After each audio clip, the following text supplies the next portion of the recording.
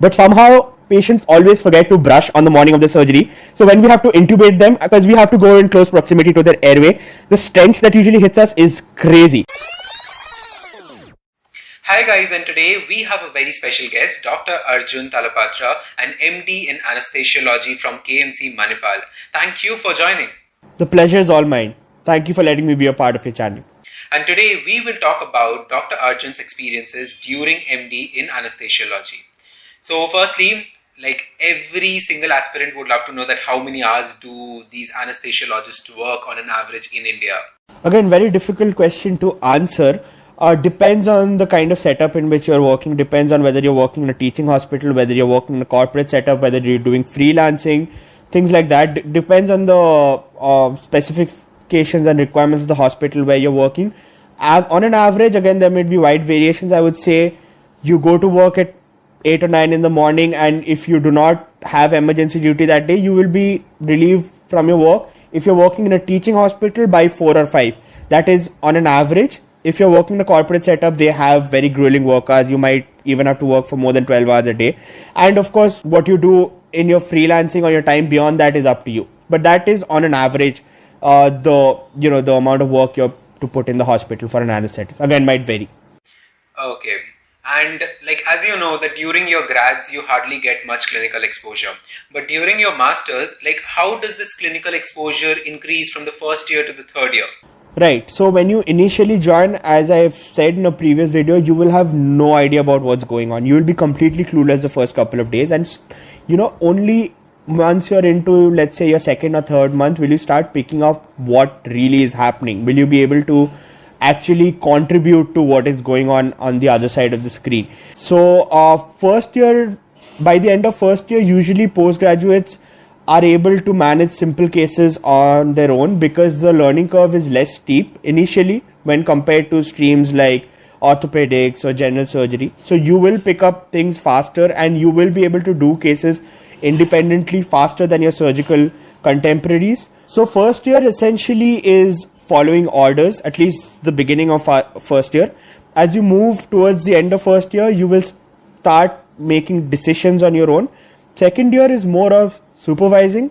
It's again the chances, the procedures that people crave for, that is never an issue. You will end up getting that by the second or third month, and by the end of first year you would have mastered most of the basic procedures. But with second year, the difference is that you will start supervising, you will start making decisions, and also you will play a bigger role in troubleshooting when things go wrong in the OT, which happens often and it's extremely scary. So that's when you will play a bigger role. So that when you become a staff, you will be able to perform this duty of supervision and troubleshooting effectively. That's how you grow as a postgraduate, and that's how the transition happens from a bumbling first year who has no idea what's happening in the OT to a third year who can essentially do a case on his own, starting from the preoperative evaluation to extubating the patient, shifting him to the post-op ICU. Okay. And how is the life as a PG student with anesthesiology specialty when compared to the students of different branches of MD? The thing I love the most about anesthesia is that, let's say you have a really long day and you have a really long OT, but the OT is over and you shifted the patient's stable. You can actually go back home, you can go back to wherever you're living, and no one's going to call you back. That is the best part, I think, as compared to other people who will always have patients under them.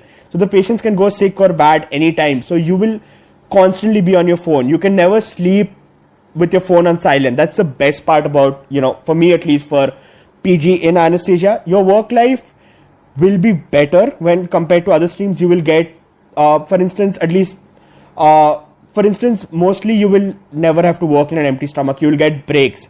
Usually your consultants will relieve you for breaks, and you will have some time outside the OT. Again, depends on institute to institute. Some of the institutes will have a more strenuous work life compared to others.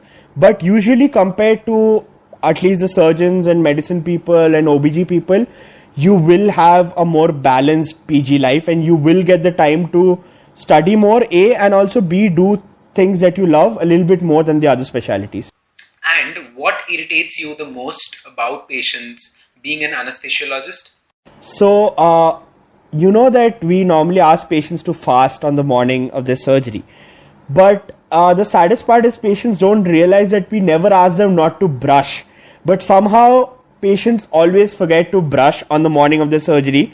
So when we have to intubate them, because we have to go in close proximity to their airway, the stench that usually hits us is crazy. So, if you are someone watching this video and you ever go in for a surgery, when your anesthetist comes and they tell you not to be in an empty stomach, it does not mean that you're not supposed to brush your teeth or to clean your mouth in the morning. So that is one thing which kind of, is kind of difficult to deal with at times. And is it true that surgeons and anesthesiologists never get along? I wouldn't say that's absolutely true. Surgeons and anesthetists are part of the same team. Some of my closest friends and people I get along with best are people who are working on the other side of the street. A lot of surgeons and anesthetists have